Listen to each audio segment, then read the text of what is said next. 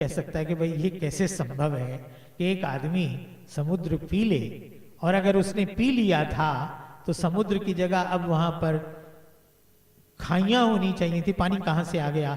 क्योंकि अगस्त ने दोबारा तो समुद्र उगला नहीं, वो पानी सारा का सारा जो पिया था वो उगला नहीं, तो ये पानी कहां से, जल कहां से आया, दोबारा ये सागर कहां से आ गया? इसलिए मुझे लगता है कि ये पी लेने का अर्थ वो हो नहीं सकता जो प्रायः हम समझते हैं। हमारी ये जो पौराणिक शैली है ना, जिसमें संकेत से एक बात कह दी जाती है, उसको उसकी व्याख्या नहीं करते, तो हम उसी को उसी रूप में अंधविश्वासी की तरह से मानते चले जाएंगे तो संकट हो जाता है। पी लेने का अर्थ क्या है कि जैसे समुद्र का अस्तित्व समाप्त कर दिया गया। मान लीजिए मैं ये कल्पना करता हूं कि राक्षसों के विषय में, ये रावण के विषय में भी वर्णन करते हुए आता है कि वे लोग आकाश से भी जा रहे हैं, जल मार्ग से भी जा रहे हैं, पृथ्वी पर तो चलते ही हैं, उनके पास कवच रक्षित रथ हैं, उनके पास नौकाएं हैं, उनके पास जलपोत हैं, और ऊपर से जाने के लिए विमान भी है। ऐसी बहुत सारी चीजों का वर्णन है। तो इसका अर्थ ये है कि वो लोग सागर संतरण का भेद जानते थे, उनके पास वो साधन थे। जो देवता जिनकी यहाँ चर्चा है, अब कौन से देवता हैं इनका पता नहीं है, क्योंकि हम तो ये मानते हैं कि देवता जो स्वर्ग में रहते हैं वो तो कुछ भी कर सकते हैं, लेकिन ये देव जातियां वो देव जातियां हैं जिनके पास शायद सागर संतरण का कोई साधन नहीं था। इसलिए जिस तरह से हमारे गलत शब्द कह गया, पाकिस्तान के आतंकवादी यहाँ आते हैं और फिर वापस सीमा पार चले जाते हैं, तो हमारी सेना तो आगे नहीं बढ़ पाती, रुक जाती है सीमा के इधर ही। उसी तरह से आप सोचिए कि, और इनको कितनी बार कहा गया कि मारना, सीमा पार करके जाओ और कश्मीर में उनको मार करके आओ, पर हमारी सरकार जो है वो इतनी अधिक भद्र सरकार है कि वो कहते नहीं, जो इंटरनेशनल लाइन ऑफ कंट्रोल है, अंतरराष्ट्रीय सीमा नहीं है, वो बॉर्डर नहीं है, वो लाइन ऑफ कंट्रोल है। वो पंडित जवाहरलाल नेहरू की कृपा से अपनी सेना को रोक दिया गया था कि पाकिस्तान के कबायली जहां तक आए हैं, आधा कश्मीर उनसे लेके बाकी रोक दिया। क्यों रोका ये उन्हीं से पूछना पड़ेगा, जो हम पूछ नहीं सकते। वो जहां सेना रुक गई वो लाइन ऑफ कंट्रोल है, ये उसके भी पार नहीं जाना चाहते। अब ऐसी स्थिति में वहां अगस्त्य है जो कि कहता है कि अच्छा ठीक है, वो लोग जाके द्वीप में छिप गए हैं, और कहाँ छुपेंगे, समुद्र के अंदर जाकर के पनडुब्बियों में तो छुपे नहीं होंगे। तो ऋषि ने क्या दिया उनको? सागर संतरण का मंत्र दिया। यानी उनको कोई भी, आप समझ लीजिए, आप अपनी कल्पना से उसको मैं आप पर छोड़ता हूं कि आप ये सोचिए कि इस तरह से साधन दिए ताकि वो समुद्र संतरण करके राक्षसों तक जा सके, काल के ये दैत्यों को मार सके, और वो उन्होंने किया। इस रूप में एक तरह से कहिए कि बीच से समुद्र जो था वो हट गया, वो उसका अस्तित्व उनके लिए रह नहीं गया। इसलिए मुहावरे में आप कहें कि अगस्त्य ने सागर पी लिया था। पिया क्योंकि वो था ही नहीं, उस पर देवता जा सकते थे। इस अर्थ में मैं समझता हूं कि हम भाषा की व्यंजना शक्ति का प्रयोग करें, ये दूसरी बात उनके लिए कही जाती है। तीसरी बात जो महत्वपूर्ण है कि इलविल और वातापी नाम के दो राक्षस हैं जिनका एक ही काम है, उनके पास संजीवनी मंत्र है। वो क्या करते हैं कि किसी के भी भोजन में, यानी एक दूसरे को मार देता है या किसी तरह से वो ऐसा होता है कि उनको कोई खा ले, वो उसके पेट में चले जाते हैं और वहां अपने आप को जीवित कर लेते हैं फिर से, और उसका पेट फाड़ के निकल आते हैं। ये उन राक्षसों के विषय में कहा गया। अगस्त्य वो व्यक्ति है या वो ऋषि है जिसने उनको खाया और पचाया, ना वो जीवित हो सके ना वो बाहर आ सके। अब इसके ये भी प्रतीकात्मक कथा मैं इसको मानता हूं कि किस तरह से वो दूसरी शत्रु सेनाओं में घुस जाते थे और भीतर से विद्रोह फैलाते थे।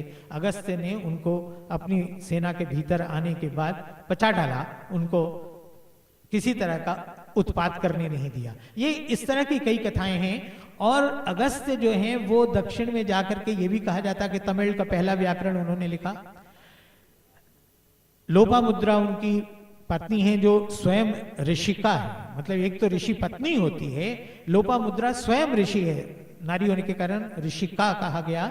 और कावेरी को उन्होंने प्रकट किया। ऐसी बहुत सारी चीजें उनके विषय में हैं। मेरे लिए जो सबसे महत्वपूर्ण चीज है वो ये है कि अगस्त्य वे पहले शस्त्रधारी ऋषि हैं जो राक्षसों से युद्ध कर रहे हैं।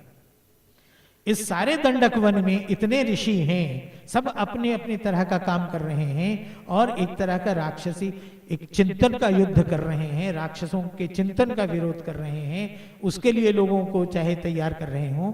पर अगस्त्य वो ऋषि है जो शस्त्रधारी है और राक्षसों से युद्ध कर रहा है।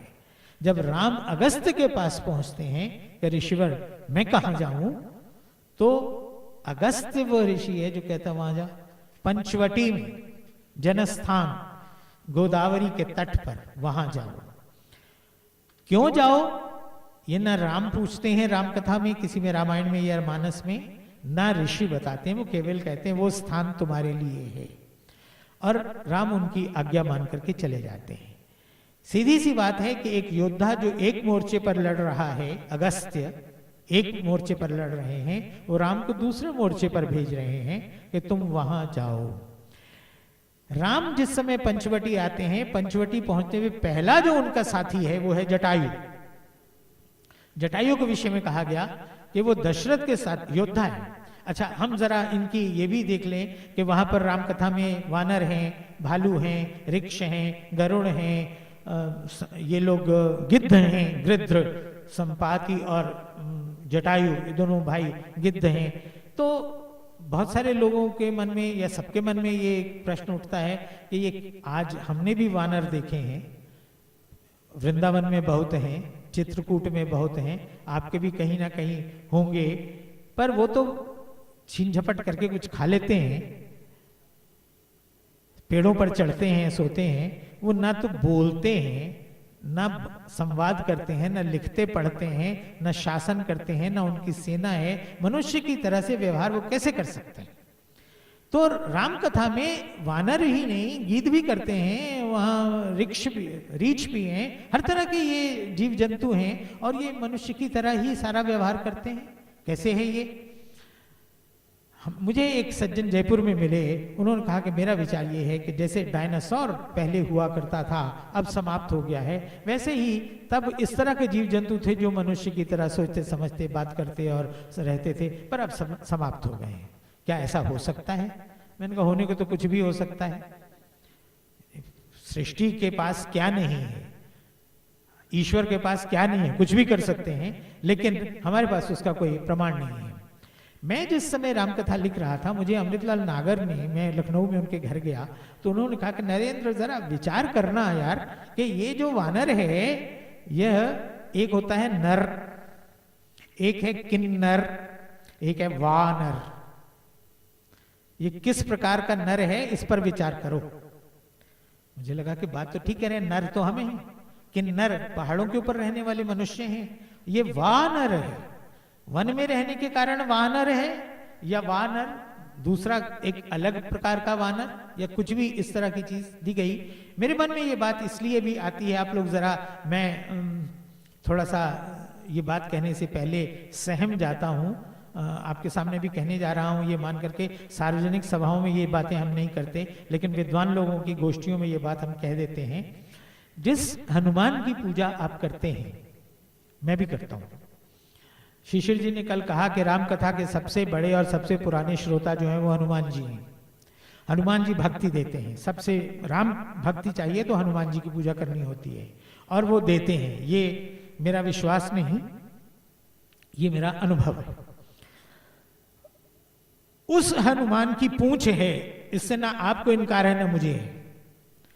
जो मेरे मंदिर में जो हनुमान की प्रतिमा है, उसमें भी उनकी लांगूल, उनकी जो पूंछ है वो है। पर रामकथा में जहां कहीं भी आप देखें, सुग्रीव भी है वैसा ही, वाली भी है वैसा ही, अंगद भी है वैसा ही, पर वानर स्त्रियां, मैं स्त्री कह रहा हूं, वानरियां जो हैं उनमें से किसी की पूंछ नहीं है। सब सुंदरी नारियां हैं, सब वस्त्र धारण करती हैं, कोई शाखाओं पर लटकती हुई दिखाई नहीं देती।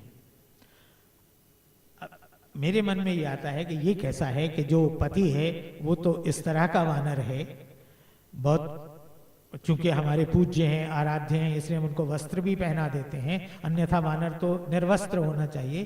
पर उनकी जो स्त्रियां हैं, शिवानर जो है वो तो उस तरह का एक भी गुण उसमें नहीं है, वो तो सुंदरी नारी है।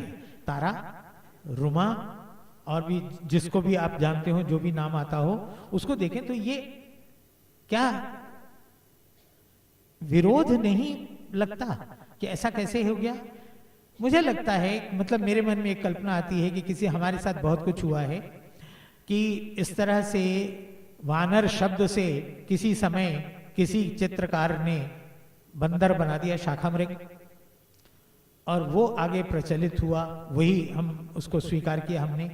कुछ लोगों का कहना है कि ये जातियां वस्तुतः अपने एक तरह से प्रतीक के रूप में अपने झंडे के ऊपर इन पशुओं के चित्र धारण करती थी, जैसे आज भी वनवासी जातियों के कोई, क्या उसको कहते हैं, एक शब्द अंग्रेजी में कुछ है जो उनका अपना प्रतीक चिन्ह होता है।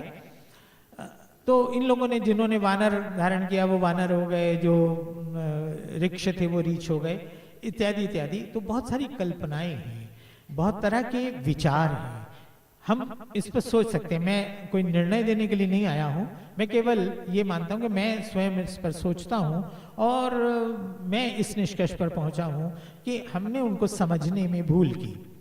जैसे राक्षसों को समझने में भूल की कि राक्षस मान लिया कि बड़े बड़े दांतों वाला, बड़े बड़े सींगों वाला और विचित्र तरह का। रावण जो है उसके 10 सिर, 10 ग्रीव। रावण के पिता, आपको मालूम है कि रावण ब्रह्मा का प्रपौत्र माना जाता है, विश्रवा ऋषि का पुत्र। विश्रवा ऋषि के तो 10 क्या 2 सिर भी नहीं थे, एक ही सिर था।